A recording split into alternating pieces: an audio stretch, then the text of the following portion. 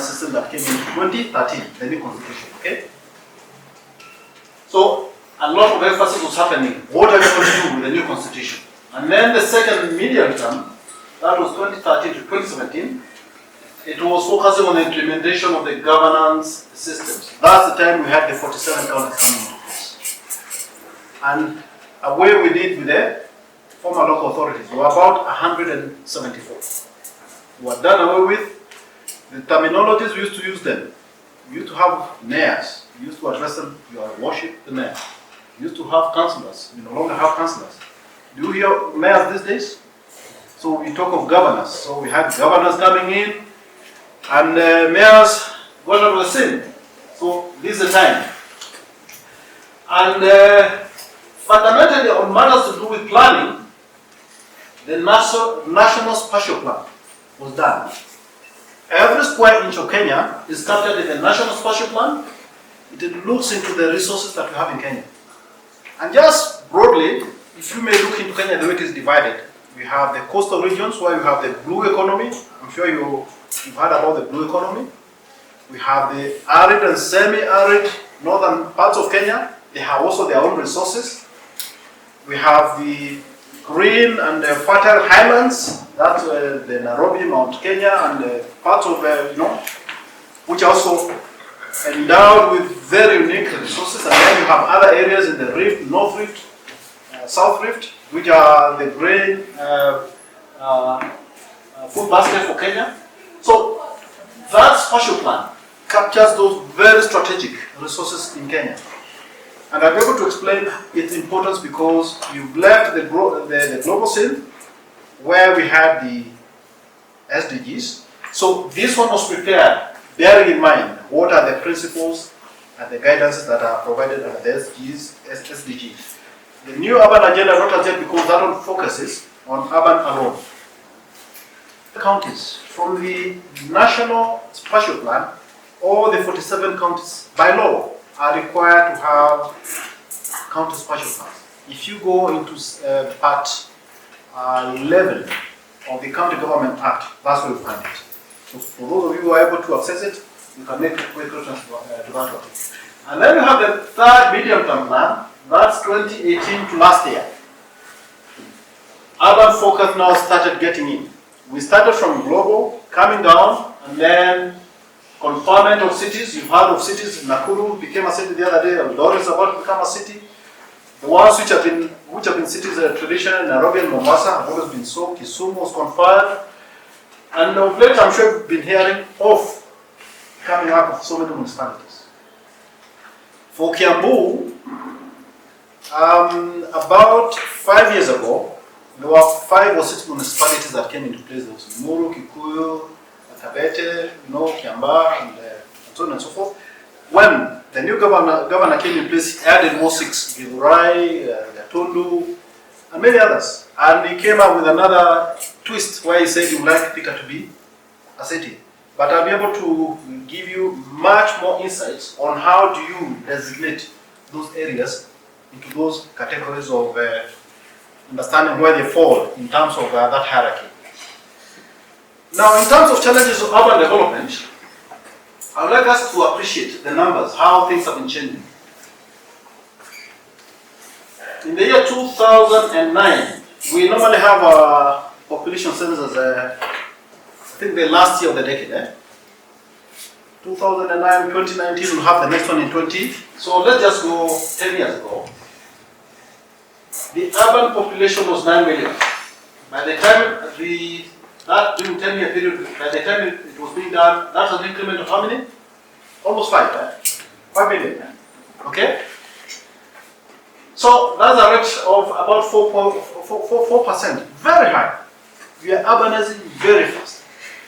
So that's one thing we need to bear in mind. And as planning architects, that's business. Because people are moving from one area to another and they need to live in quality urban environments. So that's very, very fundamental in appreciating the rate of urbanization. But I need to elaborate this a little bit more. Still again looking into the urban population in Kenya, that is urban and rural populations, we need to know at what point is it going to tip over. In 1999, The urban population was only 5.4 against the rural population of 22.7. Coming to 2017, not so far away, it was 69 to 27. Last year, it was 23 to 26. About 2025, that's in 2 years' time, we'll be surpassing the 50 population mark. From there, Kenya will be more urban than rural, okay?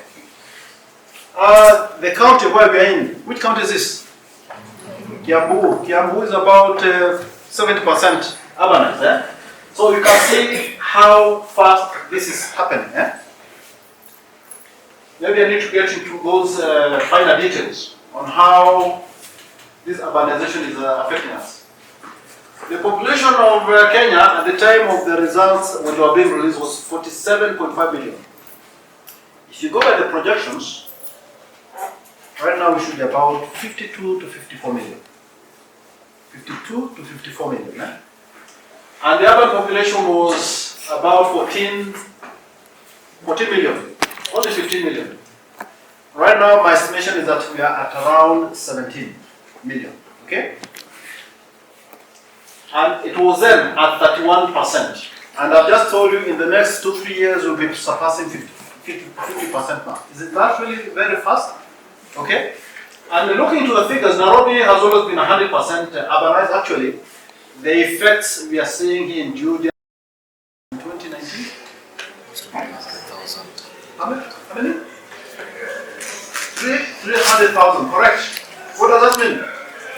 It is already surpassed. The neighboring county of Ruiru, anyone with a clue on the population? Almost 500,000. You go to Thika, at that point it was about 280. You go to the neighboring county, Kiambu, so that's why I said, if you look into Kiambu, it is a city standing next to, it's a series of cities. Municipalities are supposed to have a population of 50,000 people, or if you're in those far-flung areas, if you are the county headquarters, then you qualify for that. For town is 10,000 people, and for market center is 2,000 people. This is something I would like us to look at it critically. It's something I prepared quite in a hurry to show how fast, since this is our local experience. On this side, I put the threshold. A market center has a population threshold of 2,000. We just agreed the town is a threshold of 10,000. Municipality, we say is 50, and a city is 250. Anything that is a city is 250,000. So you can see the city above there. We don't have in our legislation mega cities. Everyone knows the definition of a mega city? What's a mega city? What is a mega city? A mega city has a population threshold of 10 million. Are we there? I believe by now as we speak, we are there. If you take the population of Nairobi, the core city of Nairobi, and the neighboring counties, at the time of the population, the census, it was approximately 9 million. That's what we call the Nairobi metropolitan area. It has a population of almost 10 million. And that population calls for having a metropolitan authority. Yet in law, we don't have it as yet. Okay? And in Africa, or if I may go back to the global cities, anyone with an idea how many mega cities we have globally? There are some cities that are as good as the population of some countries. Tokyo, I think it's well over 30 million. Many. Okay? In Africa, we have not more than 5. We have Cairo, we have Gatimu, Kinshasa. Okay? Lagos, yes. Cairo. Okay? Very few. And we're now speaking about urbanization within Africa. North Africa has been really advanced because Tunisia, Cairo, and I guess by virtue of them being deserts, many people have been confining themselves to those concentrations of cities. Within the southern part of Africa, I think other than South Africa and the Kinshasa, in East Africa, Nairobi is the one which is at the forefront. So, in the year between 2000 and 2010, I couldn't count the number of market centers we have, but I'll give an example of Kiambu alone has well over 300, maybe even perhaps more than 400 market centers that require planning. It's provided for in law. If you look into the legislation that I've just mentioned to you, it is provided for in law.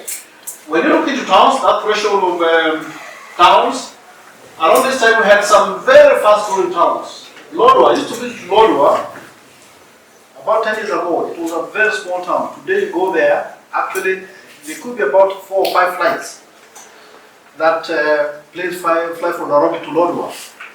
Today, Lodwar has risen to that level very fast. There are some towns that are here, like Voi, I was there last week. Voi has risen to a point where it's just about to overshoot the threshold of a municipality. And Nairobi, some towns that appear here, Ruiru, amongst others that are in Kiambu, have been consumed by Nairobi to an extent where they need to be classified under that mega city. So things are moving that fast, they are that dynamic in as far as the need for planning and urban governance is concerned. So what do we mean by collaborative governance? In my introduction I mentioned about, unlike the old days before the new constitution, decisions used to be made in some boardrooms and the communication used to come down. For those of you who can remember, we used to have district commissioners, we used to have district officers and the chiefs. So you get communication, it is imesemekana kutoka serikali kuu. But these days, participation has to come from the grassroots. And how do you structure it? First of all, you must make information available. Make reference to the County Government Act. There is a section that talks about access to information. Information has to be made available to the people. You must consult. And for us as planners, once you gather that information and you package it, you have to go to the people and tell them, this is the situation that we operate in. And then a decision has to be collective. And after you make that decision, then you empower the people. You enable them. And you operate under that environment you've heard of G2G, government to governments, government to business, business to business, and then government to the community. I've done this illustration here graphically. And you have what you call that collaborative governance, where you have it what you call authority and also provision. Authority is that you have 2 levels of government, where you have county governments consulting with the national government on many areas, where you have ministries, you have parastatals, at the county governments, you have departments, you have utility companies. So there's a lot of government to government that happens through authority. And then you also have what you call provisions, professional associations, neighborhoods, associations. We have business and advocacy, CBOs, NGOs, and the civil societies. And within them, you also have government to business. Okay? And when they all do that, eventually the results have to end up being government to the community, where you have service portals if it is online, and when it is not, then you enable citizens.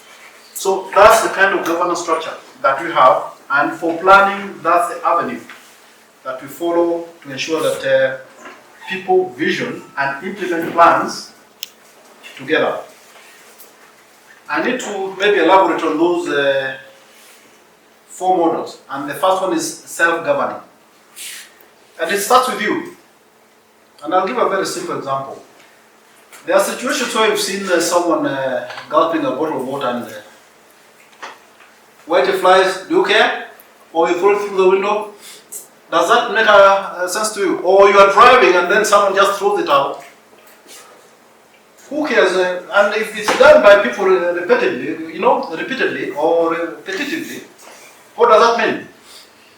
And then there's also that community encouragement of neighborhood, people coming together as a community, sharing your values. And you'll find there's some neighborhoods, I don't know whether there are any here in Georgia or where you live, where you find a neighborhood people say, here we do not entertain ABCD, including some types of development. Here we do not entertain apartments. We only entertain small or, single dwellings on quarter of an acre, those kind of standards. And there's also Nyumba Kumi, where people would say, in our neighborhood, we don't encourage people who have criminal elements. If you have a relative who comes visiting and is known that he's stolen a mbuzi somewhere, wanasema hapa hakai, you show them the gate, So those are some of the self-governing models that mold people into becoming, into understanding that. And then governing by enabling or empowering. We've just had in my introduction where we said that I work a lot with the Kenya Private Sector Alliance. And I don't know, 2 days ago, anyone who watched, there was a debate where the president was talking to the Kenya private sector. You saw them?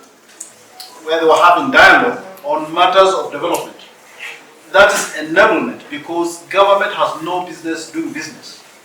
It is only there to enable the private sector to conduct business. So by facilitation through incentives and policies, that's the same avenue that planning also employs. And then also community planning guidance. Getting people to appreciate what are some of the standards and values of planning. And I'll give a very simple example.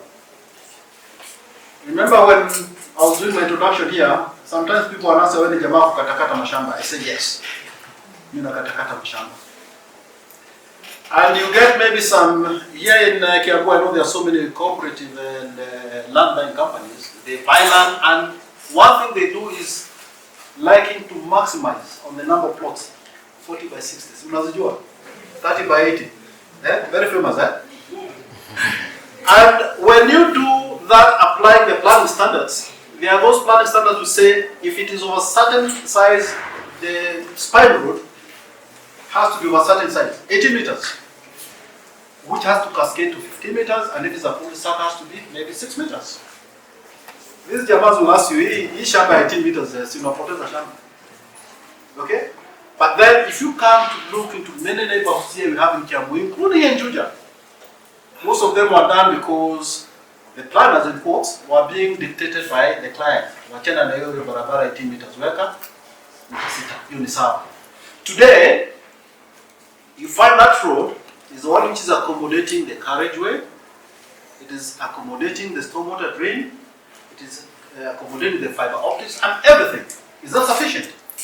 We even speak of cycling lanes, walking lanes, and so on and so forth. So those are some of the things we say when you are offering community planning guidance. Some of these things they need to have a foresight.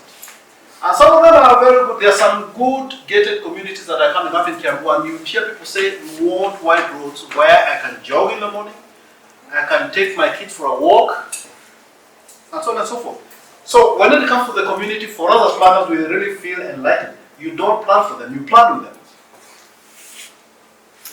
Then governing by provision. This is why mostly you have utility companies. In Juja and Thika, I don't know, we have Thika, we have the utility company for water and sewer. It's called what? Rujiwasco. There are those kind of names, you know them, eh? And I think there's also one in Juja. And there's one major that is dealing with the major sewerage works that have been done. I think all of them are draining somewhere in Ruido. Are you familiar with those sewerage works there? There's one major one there. You need to familiarize yourself so that when you design your buildings, you know the first port of call is the manhole next there. The next is the next trunk sewer on the road there. But eventually it will find its way into that major sewerage block. So governing by provision. So for any urban environment, that has to happen. governing by provision. Governing by authority. And this is now very key. Statutory plans. I've just mentioned about the local physical and development plans. I'll talk about them in a short while a little bit more. But more critical is, for you, is the building codes. Prof, I know we have one that has been with us since 1969. I don't know what's happening with architect. There's one, it is not yet. Architect Marilyn, when are we getting the next one being enacted? It's been in the works for ages, but a very, very progressive one. Zoning ordinances. For those of you who've seen some of the things that are done in Nairobi, there's a summary that's called the guidance to the ordinances that tells you these are a zone that has a ground coverage of this, plot ratio of that, including the local physical development plans that have been developed for these zones. Then development permits. Development permits come in various forms. For architects, we call them construction permits. For planners, we call them planning permits. So they come in many ways. Now, when it comes to compliance, this is where we have, I don't know, there's a Kenyaness in us. You get a client on a chola nyumba imekaa namna hii, but what is the developing something different? And there's something you call an occupation permit. You've heard of an occupation permit? Yes. You cannot get it. If the approval was done for a 3-bedroom house, 120 square meters, and then you do something that's 150 square meters, you wouldn't comply for that. And in my introduction, I've spoken about ensuring this compliance. This one thing that is really feared by many. Because people like to get an approval, it is done, you're given 4 levels, you do 5 levels, including some of the buildings that I know that in the neighborhood. I saw some MCAs that come to say, you're familiar with the building. It's one of your neighboring buildings around there. So that is governing by authority, where if the governing is not being done appropriately with those missing documents, then it will be rules by the general. Now, what are the post-devolution spatial planning frameworks? Maybe I just need to highlight a little bit what used to happen before. Under the Physical Planning Act, planning used to be done by the national government, the National Director of Physical Planning, for the entire country. Every town, every municipality, every village had to be planned from Earthy House. And in every province, every district, they used to have a district or provincial physical planner, a district physical planner. That's no longer the case. But then there was a provision where those local authorities that had the capacity to do planning, they used to be delegated with the powers to plan, and they also had their development control. And there were less than 5. Of the 174 local authorities I mentioned earlier, there were less than 5. Nairobi, Sumu, Mombasa, Nakuru, I think Thika and Ruiru were part of that. Less than 10. So, but Nairobi alone had its own capacity of preparing its local plans. I remember participating in preparing plans for some places like Karen, Upper Hill, there's a zone we call zone 3, 4, and 5, that's Imani, Westlands. So you prepare them locally, but approval still would have to go to Earthy House. Now, things have changed. What we have now, as I mentioned earlier, we have the National Spatial Plan. Okay? And then in between, we have what we call inter-county. A good example of what I just mentioned about inter-county are the dynamics that are happening around the Nairobi metropolitan region. There are about 4 or 5 counties, Nairobi, Kiambu, Kajiado, Machakos, and Murang'a, that you simply call the Nairobi metropolitan region. And I've illustrated that one here. That's Kajiado, that's called Nairobi, you have Machakos and Kiambu there.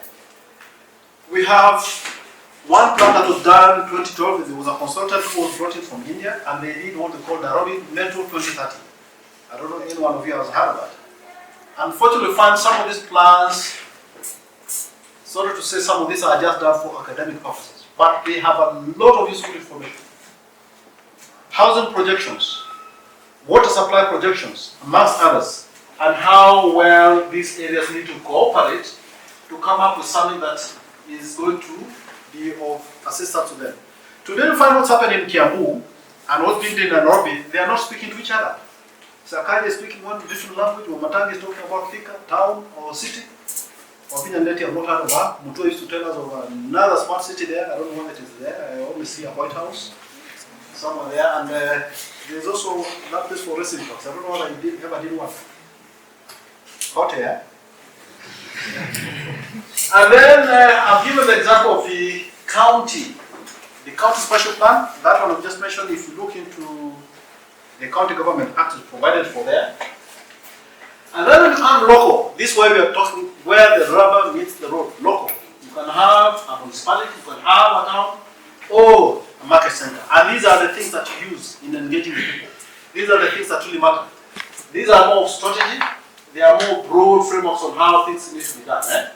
So at the national level, other than that is a special plan, we have inter-county, and then we have what we call projects of strategic national importance.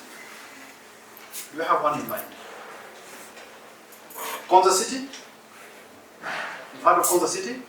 That's a very special one. You can call it a project of strategic national importance. Amongst others, you could think of quite a number which are coming out as EPZs. Okay, Dogokundu, amongst others. And then at the county level, we have that one I may not repeat, I just said about it. So let's talk about the planning cycle. So who is supposed to initiate? Who is supposed to initiate a plan? This is something that of late has been coming out very clearly. There are some neighborhoods that are agitating. We're in a neighborhood, hapa kuna kitu inatengenezwa hatutaki. And there must be a law. And I'm sure you've seen some neighborhoods wanasema in this area we need something. So according to the current law, and it's so recent, the Physical and Land Planning Act was enacted in August 2019. Quite recent. And the regulations that go with it were enacted in November 2021. And those regulations says a plan can be initiated by a county executive committee member. Was it at the level where county, eh? You've heard of that, eh? Or an MCA. Why an MCA? An MCA can be approached by a big landowner, someone maybe owning about 20 or 30 acres, and they're there. And he says, I want to have my land properly planned as a city or as a neighborhood. And I would like to initiate a plan for my neighborhood because eventually it could accommodate up to 50,000 people. Isn't that a huge settlement? So the MCA, on behalf of the landowner, can initiate. And then you can also have a neighborhood association. I'll give an example of neighborhood associations. When I worked in Kiambu, this was prevalent. Where you find people bought land, you got a share certificate, all what you inherited was a beacon, and nothing else. Barabara, mnashikana mkiwa neighbors, you bring a grader, mnaweka hardcore, you fundraise, moja na vuruta maji, half inch. I'm sure you've seen some places where you see so many pipes almost looking like spaghetti. Yeah? Everyone half inch, the other one half inch, you know? Yet, these are things that were supposed to be done communally. If you take cumulatively those half-inch pipes, they could be an equivalent of 1 4-inch to supply water, isn't it? So, these neighborhood associations, many of them have come up together to address some of the shortcomings that were done by planning, allowing development to happen without infrastructure. But these days you can find people saying we are not moving into any settlement if the developer has not provided the basics, barabara, water, and those basics. And they're there. So public participation, what happens? It is a process. And it starts with what we call a notice of intention to plan. It must be put in prominent dailies. And I'm sure if you look into the dailies, you've seen some for municipalities, for towns happening. Yeah? And then there's what you call the legitimization done by the county assembly or the national government, depending on the level which it is being worked on. I'll explain that shortly. And then implementation. Implementation is very key. Implementation, remember I mentioned it comes in projects, programs, or development control. Okay? I'll explain further, but let's continue. And then monitoring and evaluation, where it has to be broken into the various stages. I'm sure you've heard of CIDPs, Integrated County Integrated Development Plans. They are normally in 5-year phases. The plans we develop as planners for locals, they have a 10-year horizon. The CADP is a funding mechanism broken into 2 5-year cycles. Now, if you're familiar with what happens now, the counties are going through the 3rd cycle. The first one happened the first 10 years of devolution. That was up to 20. We had CADP 1 and CADP 2. Now many counties are going through all 3. Okay, and they continue in that form. Those CADPs are also supposed to be broken into annual programs, where officers are supposed to be evaluated on how they perform, but also to see how funding is being done. As a matter of fact, this is not politics. Once politicians do legislation and they do all what is supposed to be done in as far as funding is concerned, no politician is supposed to influence where a project should go or a program. It goes where people have decided. These days I'm hearing in the shareholding. It's not shareholding, it has to go where people have decided. And at the time the plan comes to an end, then you have the final appraisal, but apparently there should be kind of a seamless. If a plan is just about to expire, there should be a new plan being formulated. And I'll give an example. I gave you the cycles that have been there with the Kenya Vision 2030. It means the horizon is going to be 2030. Eh? Now, I gave you, we are doing the 3rd one, that is 2018 to 2023. The current one is being formulated, that is going to take us all the way to the end. We should be having a national conversation.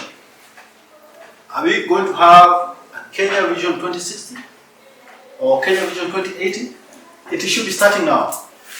Not to find ourselves at 2030 and you have nothing else moving forward. So when it comes to the planning cycle, be it those very long-term or medium-term plans that are done at the local level, much as its termination, they should be seamless. As one comes to an end, another one should be starting off.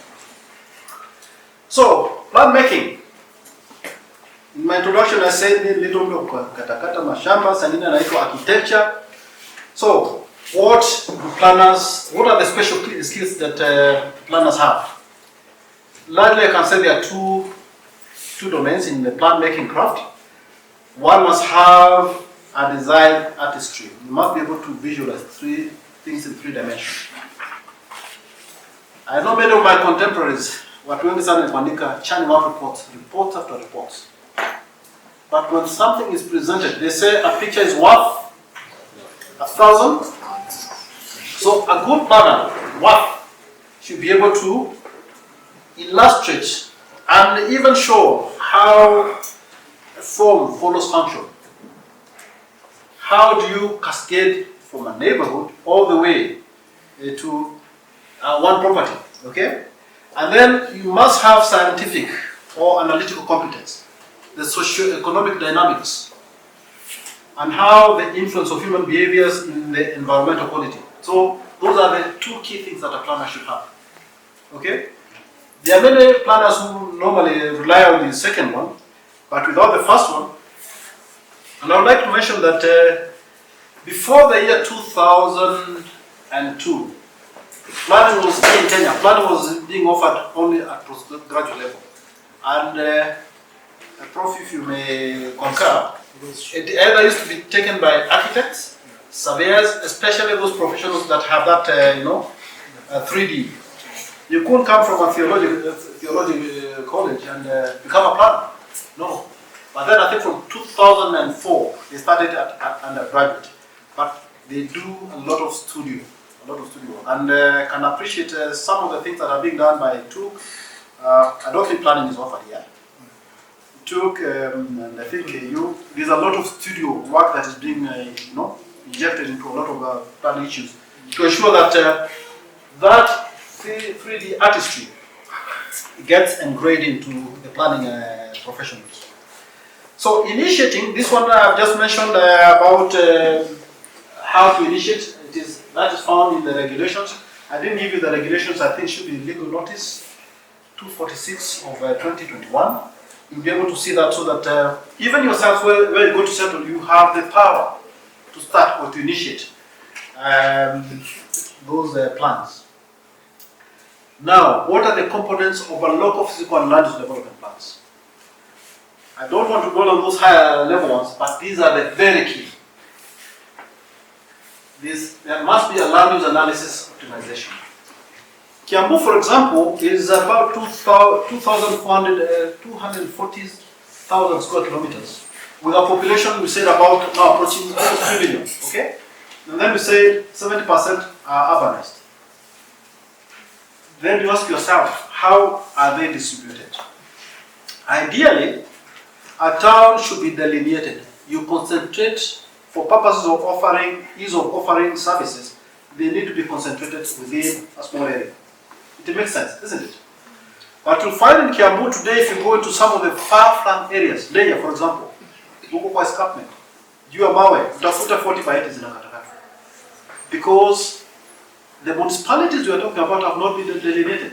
So those are some of the things we can say in as far as the fastest urbanizing counties are going through, delineate them and confine them so that it is not, remember we've spoken about urban sprawl. So Kiambu can say is one vast city. You can't speak about where these municipalities are or their limits. The market centers I spoke about, the 300, now I think they are standing shoulder to shoulder to an extent where we can say Kiambu is a city by itself. We concluded that by the population distribution, isn't it? So, population growth and projections, and then when it comes to socioeconomic analysis, infrastructure analysis, and apparently Kiambu is one of the very best endowed counties in terms of infrastructure. Road networks, energy supply, sewerage networks, very well supplied, but in terms of planning, they are still somewhere down there. Resource inventory, amongst others. And then when you come to infrastructure, social facilities, schools, you go to a school, I don't know if there's anyone here with an education bias, where you, and of course as architects, a classroom, a conventional primary school classroom is supposed to hold how many pupils? How many? How many? 20, should be maximum 40. Maximum 40. But you go to a classroom here in Georgia or in Kiambu, they are holding up to 60. You have the chalkboard here, the student is up to this point.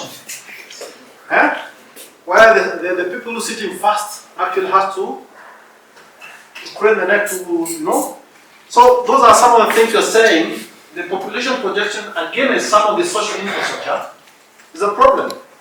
Water, I don't know whether we have people who have water that goes by pressure to their water tanks up there. It's almost standard as architects. You will always find someone telling you, now ukijenga kanyumba weka tanki ya water sample ya kuweka maji kule chini, isn't it? And a pump has almost become a standard equipment. Because the water supply has fallen below. Even getting that trickle is a problem.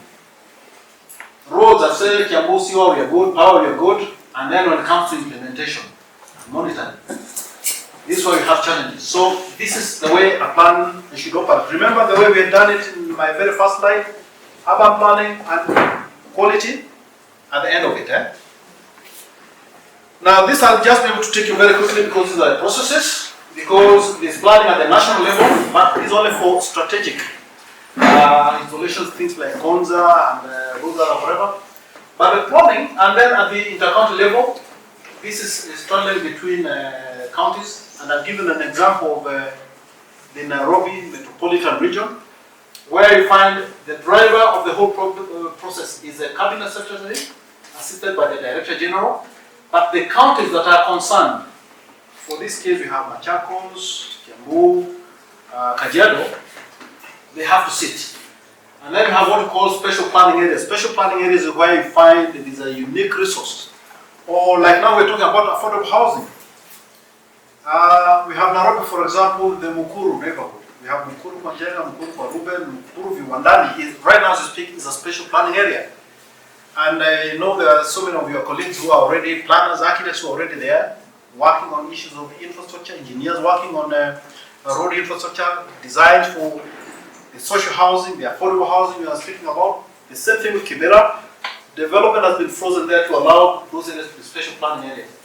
And it begins, whether it is at the county level or the national level, notification of to prepare a plan.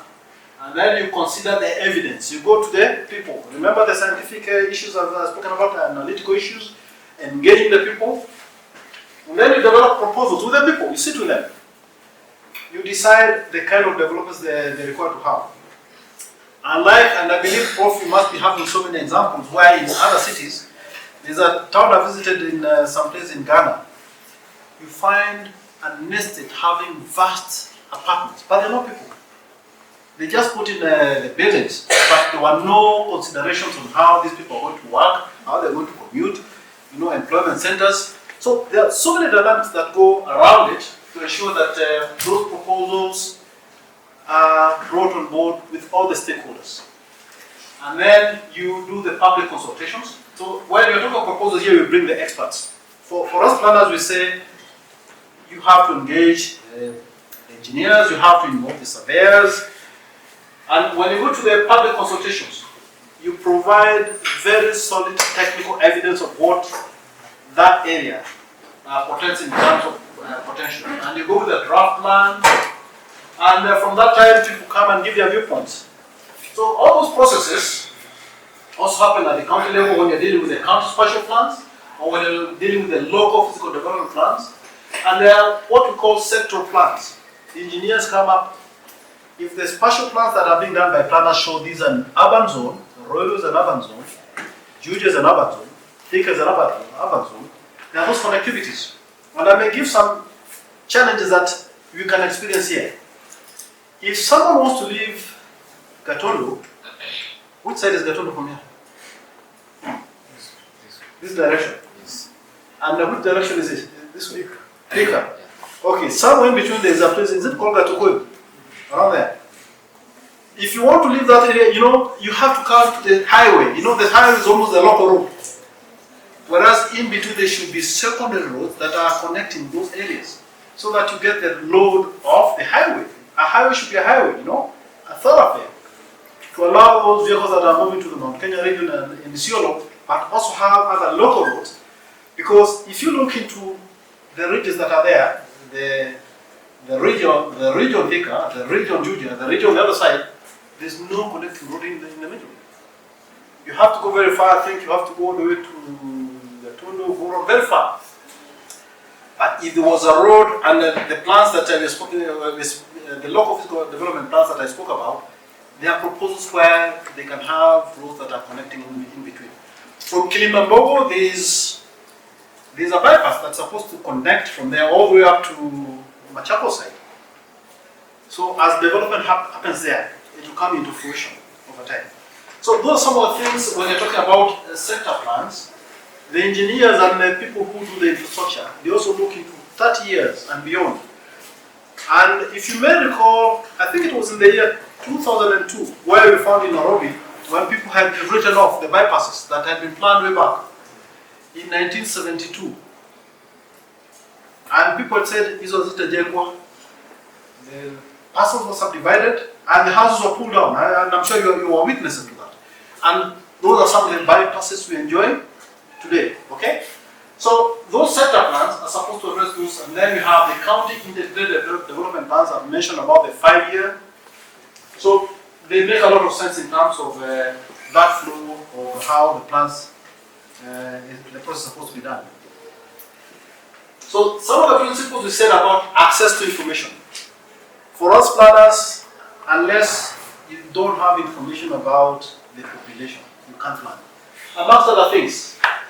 And then you must have reasonable access of formulating policies, laws, regulations. I've just mentioned about the laws that right now that are holding sway.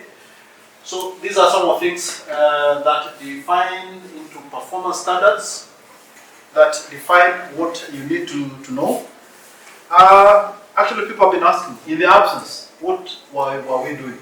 Of course, we are what I may call the rule of thumb. But unless they are enacted into law, you still use them, don't you? And I believe also in architecture, there are things that are not legislated, but it's a rule of thumb, isn't it? Now, legitimization. What do we mean by legitimization? After the draft comments are done, remember the draft comments we discussed earlier? notice the new dimension where it has to go to the county assembly or to the national assembly. But for the local, they go to the county assembly. What does MCA do? They also do their public participation, of course, with a political inclination, where comments to do with what they require from their constituents is also brought, because for us, we do them as professionals. So here, as a representative of the people, and you've also seen MPs going back to the people as part of public participation, and they become very key.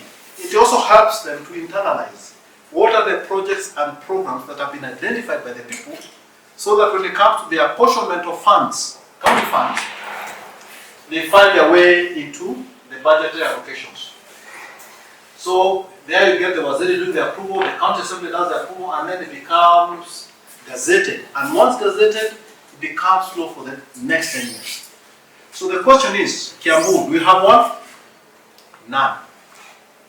I recall when I worked there, we initiated the county spatial plan, and the notice of completion, I recall very well, went out on the 7th of December, 7th May 2017. Remember, it was the elections, before the elections, and then you have a new guy coming in and saying, stop it. I'm thinking something different. What needs to come out very clearly, these are professionally done processes, they're not political. So we need to bring in a culture where if something has been done by those professionals who are skilled along those lines, people who have done public participation, and it has a threshold. Because if you've gathered evidence, if you've gone for meetings, you must have minutes, you must show who participated. And I don't know, there's yet another Kenyan thing where you find, especially when it comes to environmental sensitive areas or developments, a developer who is crafty and is required to prepare a NEMA report for purpose of approval, they bring a busload of people, they pitch a tent, they take photographs, they take videos, they take minutes, but then eventually when an audit is done on who participated, neighbors say, "Hatuwajui." See, when your neighbors, you know each other. So the issues of threshold of participation and who has participated, there has to be a full to drive of who people have already decided. Making collective decisions. How do you make collective decisions?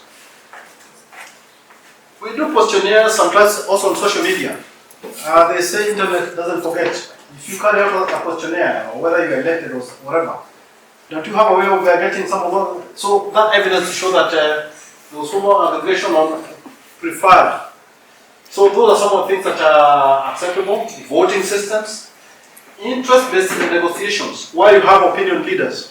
Someone representing a neighborhood, a village, and legitimately elected to go and represent those kind of whatever, outreach, consensus building, public barazas, we call them so, and or town hall meetings. Also professional inquiry. As professionals seated here, we can decide on something, and as long as it's documented, it can hold, water in terms of a decision making based on that specialized skill approach of doing things. So how do you implement? Remember, we had said implementation takes two-pronged. Projects and programs and services.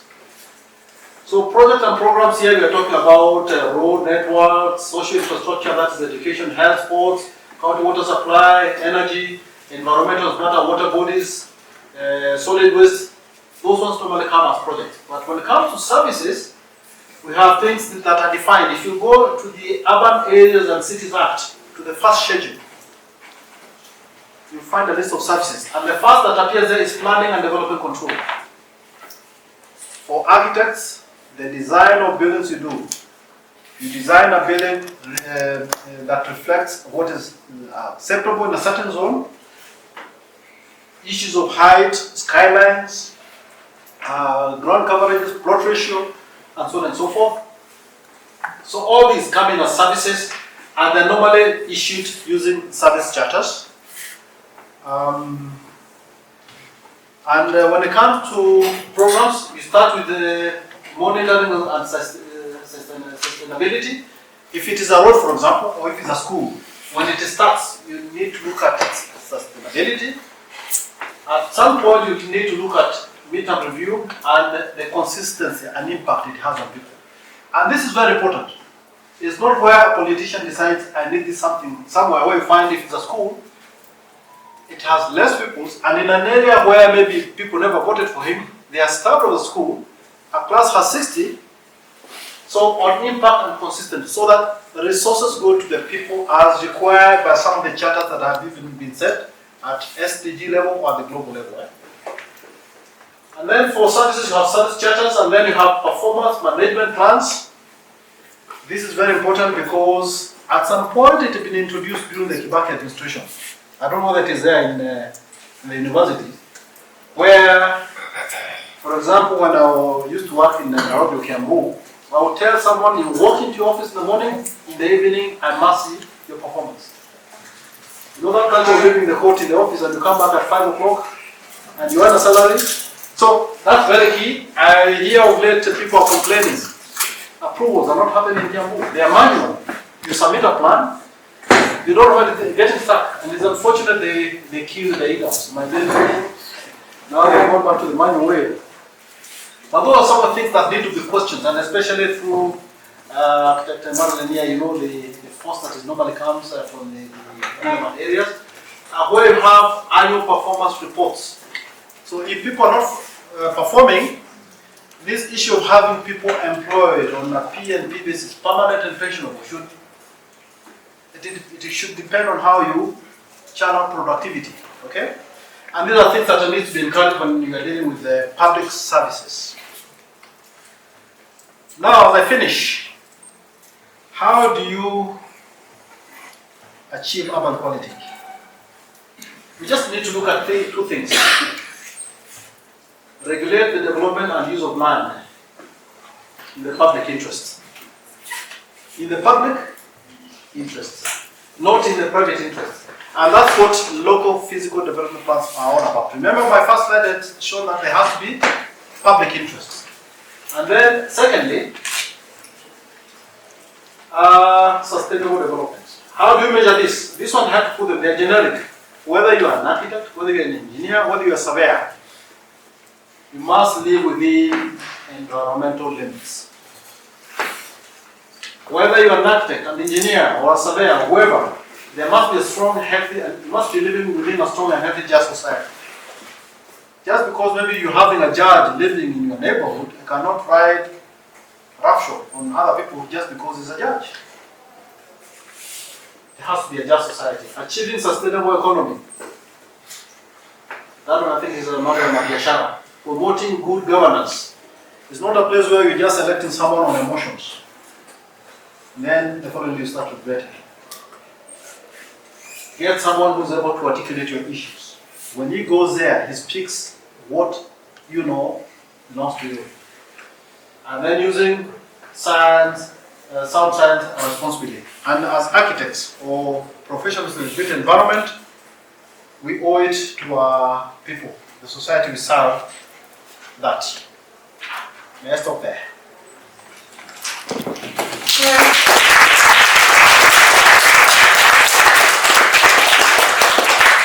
And maybe just to sum it all, I didn't introduce where I work. That's my company. It's called Special Solutions. So you can take those contacts. Feel free to call me anytime, but not at night. Thank you very much. Please, let's give him another round of applause.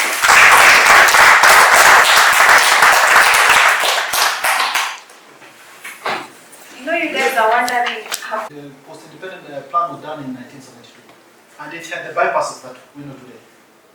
At some point, the very political class we're talking about are the ones who participated in the subdivision. Rwanda, you saw buildings coming up, just because of that lack of non-conformity. One of the reasons why local authorities were so discredited was for that lack of accountability, of ensuring that the plans that were done by the national level, when they come to the local authorities, the councillors used to sit in the boardrooms and subdivide the land. And I think the craze was even much more wild in the 80s and 90s. Okay? So the new constitution came up with mechanism for ensuring that doesn't happen again. And one of the safeguards, that's why we have the National Land Commission. If you carry out a land subdivision, for example, I'll give you the scenario then and now. If you carried out a subdivision for those large farms, and there are so many here in Georgia, some of the things that used to be set aside are social amenities, schools, hospitals, and the like. And one of the conditions of approval is that subject to you surrendering it to the local authority, because they're the custodians. It's the local authority that's supposed to put up schools. It is a local authority that was supposed to put up hospitals. And who are the local authority? Councillors. So what happened? He landed in mafuta sana, mafuta. So later mafuta. Off it goes. So that's why we have the National Land Commission now. If that parcel of land is subdivided today, the moment the private developer gets the individual titles, the ones for the public amenities are vested with the National Land Commission. And the National Land Commission has its own mechanism for ensuring that if the local or if the county government or the national government that has the jurisdiction to develop, for example, county governments have been left with nursery schools, primary schools and secondary schools. Let me just give those examples. Nursery schools, if a person has been set aside for a nursery school, the National Land Commission will retain it. If there's a developer who is capable of putting up a nursery school and the county government is not, they can allocate it with conditions on how it's going to benefit the community. If it's a private school, it can also be allocated to a private developer, but also to benefit the community, not the academies as we know them, where we find they become more exclusive institutions of learning for a certain cadre. So those are the safeguards that are there. So on your question of conformity, conformity comes in many forms. I'd also mentioned for architects, where you do building 3 floors, and then client anakwambia hapa, clients ni wengi. There's another. So when you go for the occupation permit, you're told regularize or pull down. Okay? So conformity is an issue that we can say it has also to go to the people where they need to honor. Not only as professionals, even for you as an architect. You tell a developer, these are the limits. Hapa siongezi, siendi mbele na sirudi nyuma. Well, there are those architects who are there who will always be told, client akisema twende that direction. And sometimes I feel very saddened. For example, when I was working in City Hall, there are some things we used to be very strict about. And I'll give you an example of Kilimani. If you have a road that is 18 meters, what is the building line? Architects? 18 meter road, what's the building line? 6 meters. Hey! 6 meters. Hey! 6 meters. 6 meters. No! 18 meters. Yeah, 30 Building meters. line. Supposed to be 9 meters. 6 meters setback, 3 meters arenda. Building line. I didn't ask about setback. Okay? It's supposed to be 9 meters. But if you drive in Kilimani and many other places, you find buildings that are coming. Notice that they have already contravened on the ground coverage. Setback you find is about 4.5 meters up to 3. Some of them are, sorry to profile, some of them are saying are Chinese developments. But we have a building code, don't we have proof? The 1969 building code has never been vacated until we get the new one coming in place. But even the new one is still maintaining the same standards. Okay? You find some rooms. What should be the distance between a lounge window? The clear distance is? Bedroom? 2.4. And you go there on the ground, you find yet that drawing document people holding. For me, the person who stamped and the one who signed that development, both of them are guilty. Okay? But the good thing about architecture and planning, unlike pathology, you know pathology you value evidence. But architecture, you see it forever. So this issue of compliance, I believe at some point, since this is evidence that will live forever, so compliance will be there. About your question about proximity, Konza, Konza is 60 kilometers. Kutoka pale Galton Fenzi, Stone, all the way to Konza is about 62 kilometers. Tatu, I know, is in Kiambu, but there's something unique about each. They have a theme. Number one, about Radio City, and by the way, when I was making my introductory remarks, did I mention about DECAY? Actually, I can say our Radio City is being rejuvenated out of the DECAY. What was there before was done well over 100 years. It was the first spot where we can say the city of Nairobi began. But over time it is decayed. So this Radio City is not coming out as a new city, it is being rejuvenated. And that's why we're going to have the central station.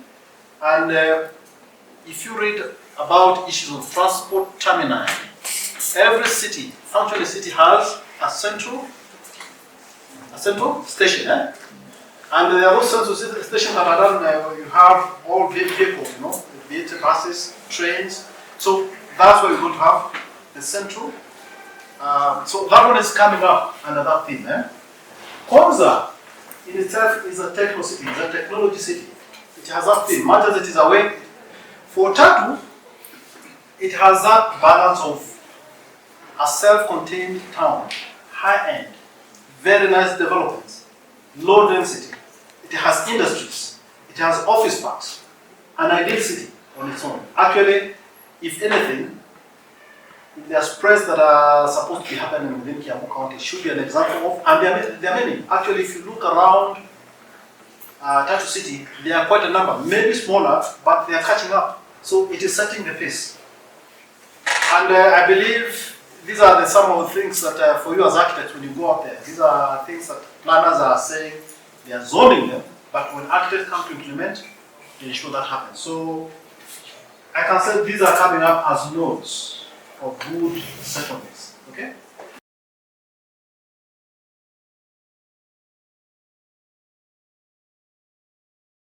Neighborhood associations, and they are really strong. So my question is there any law or regulation that stipulates what a neighborhood association is? What are the powers of the neighborhood association and the limits it can implement on the neighborhood? My second question is about Nairobi City. I came across an article back then when NMS came to power about the Nairobi metropolitan area. It was saying that the whole Nairobi metropolitan area that has fallen to Kiambu, Kajiado, should be designated as a metropolitan area administered by a metropolitan service, like what is happening in maybe Berlin in Germany. Or in the US, like Washington is a district, not under any local government. Maybe a state department comes in and regulates what is happening within the metropolitan area and controls development in the area. So my question is, what's your opinion on that? And there's also the point, like what is happening in Washington. People are saying they are being imposed on regulations that they have no opinion on because they don't elect a governor for the area. Because in Nairobi, Sakaja can come and say, maybe I want matatus to come into the CBD. They can come as a governor and say, no, I don't want matatus to come into the CBD. So if a different body is given that mandate to decide what is happening to Nairobi and it's not accountable to the people, what will be the implication on that? And will it be better than what is there currently? That's all? Those are the two questions? Yeah. Very, very good questions, Joseph. Let me start with about neighborhood associations. There are three very old neighborhood associations in Nairobi that are famous. And one of them is mentioned is Karen Langata. There's another one called Lavington Neighborhood Association. And then there's also Muthaiga. I don't want to say much, but you can say those are neighborhoods that are high end. One of the landmark things that Karen Lametta did, this was, I was still a very young planner in City Hall. It must have been sometime in the 90s. They went to court and they told the judge, we don't want to be paying rates to City Hall because they don't give us services. Accountability about the money. And they were granted. And they started receiving money. And they put up roads, they maintained roads in Karen, and other neighborhoods start wandering. So we pay taxes, but I end up being diverted or being stolen. And I think that is the essence of why devolution, if you recall on my very first slide that I put across, if you allow me,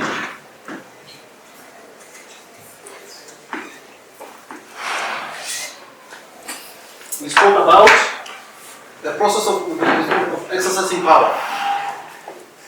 Now, we have laws that are in place. If you look into Nairobi, I can't remember the name of the law, but it governs on how neighborhood associations need to be done, how to register, the membership, and their powers in how to engage. The first one was done in Nairobi. There's one that was also done in Kiambu, enacted and passed, but why they never, exercised is something altogether. But I know in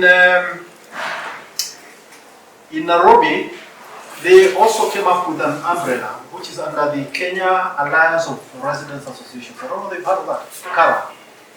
Kenya Alliance, you can Google. They have Kenya Alliance of Resident Associations. Very powerful. In Kiambu, there's one which was initiated last year and I was glad I participated with them. It is called AKIRNA. Should be an Association of Kiambu Residents Association. They are acts that are approved by their respective county assemblies. So there's a question of them getting more neighborhood associations to agitate. And one that has really been successful in Kiambu, if I may tell you, there's a neighborhood called Memli. Memli?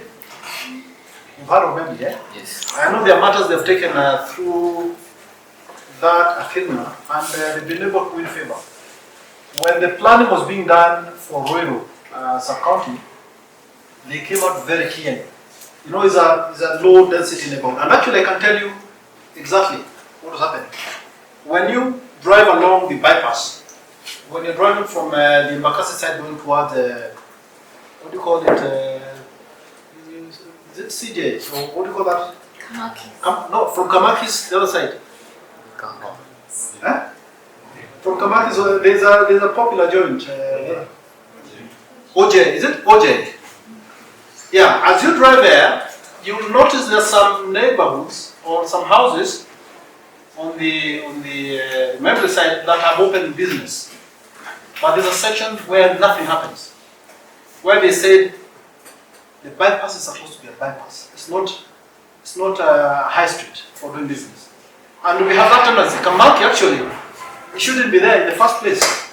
Because those properties that are fronting the bypass have another proper bypass, frontage on the other side. So it's a question of what was asking about compliance.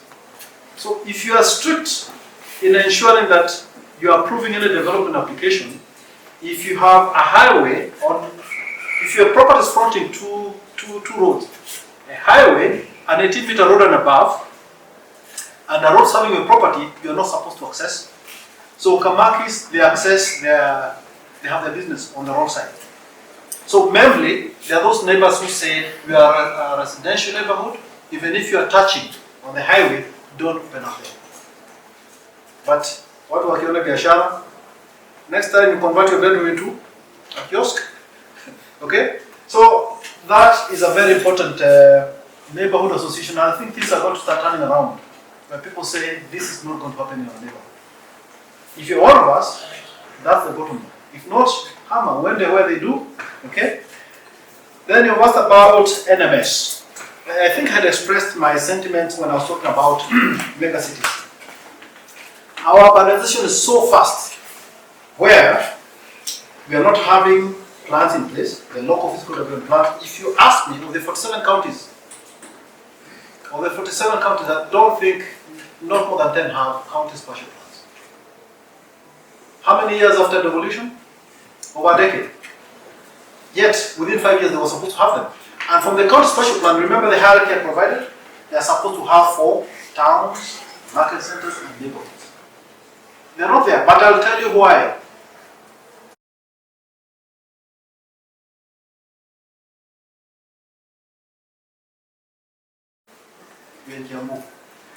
Now, what Sakaja has been left with, and I can say this without feeling any shame, he's talking about creating barrows. I don't know what effect they're going to be, because a barrow is just maybe clustering a few sub-counties, but it will be no effect. What is doing in the city of Nairobi has a consequence or has an effect on what's happening in Kajiado, what's happening in Kiambu. And rightly you mentioned those cities that have been through that process. Berlin, you mentioned Washington, Bangkok has been there through. So I was saying some of the best practices that we've seen on how to govern a metropolis. So if we had an urban-oriented leader right now, should be having legislation on how to have a metropolis. And I can see Nairobi metropolitan region, doesn't matter even if it means abolishing the counties that are around there, but for the betterment of the urban quality, you need one singular center of authority. And you mentioned something very interesting about today. It says Matatu hapa, the following day hakuna Matatu hapa, and we have what we call NAMATA, Nairobi Metropolitan Transport Authority. It is in place. That should be a pronouncement from NAMATA, because it has the professionals who are basing or who base their policies or their advice on evidence, on the dynamics, the transportation dynamics that happen in there. So I don't know whether I've mentioned NAMATA for the first time. It has been there, but do you hear of it? So those are governance issues that need not to start popping up, because those guys at the apex there, they need to appreciate. There are so many things that are highlighting on them, they need to see to authorities that are going to help them govern. But the LMS is the way to go, in as far as the world is concerned. Good. Maybe 2 more, and then, yes. And it boils to what you said, compliance. Compliance. What is so worrying is when you find the planning and compliance in Nairobi in the 60s, in the 70s, and in the 80s. Things started losing, in the 90s. And it is on a spiral, downward spiral. So we need to ask ourselves, and you guys are very soon finding yourself in the market or in those offices. So it's a question of, professional ethics. Okay? And I can tell you this, you can always walk tall. I wouldn't have come here if I have my bad record in City Hall or in Kiambu, if I have that kind of talent. But there are guys whom I can tell you, if they are associated with certain things that they did there, you can even ask them, are you so and so? They'll deny. I'm not so and so. Well, they'll not be the first one, even in the Bible. We had a guy. You denied? Who's Peter here?